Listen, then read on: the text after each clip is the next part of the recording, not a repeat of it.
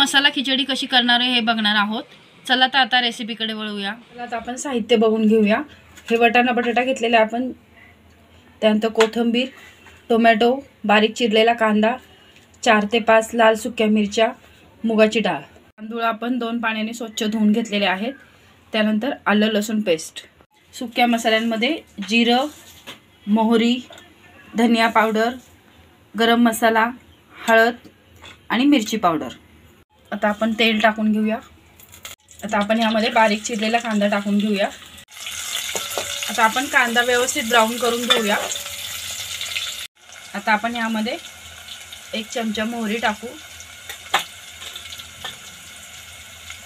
1 चमचा जिरं। ही फोडणी व्यवस्थित बसली ना तर आपली भाजी किंवा भात तुम्ही जे पण काय कराल ते एकदम व्यवस्थित होतं।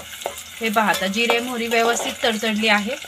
आता आपण यामध्ये बारीक चिरलेला टोमॅटो टाकून घेऊया, 1 चमचा आलं लसूण पेस्ट, त्यामध्येच गरम मसाला, धनिया पावडर, हळद, लाल तिखट, या सुक्या लाल मिरच्या टाकून घेऊया आपण। आता आपण हे 2 मिनिटं एकजीव करून घेऊया। आता ह्यामध्ये आपण हे जे वाटाणा बटाटा ठेवला होता तो टाकून घेऊया।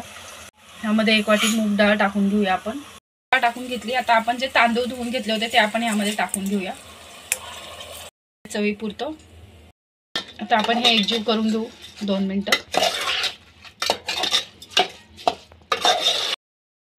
आपण आता गरम पाणी टाकून घेऊया। आता ह्याला एक वाफ काढून घेऊ आपण।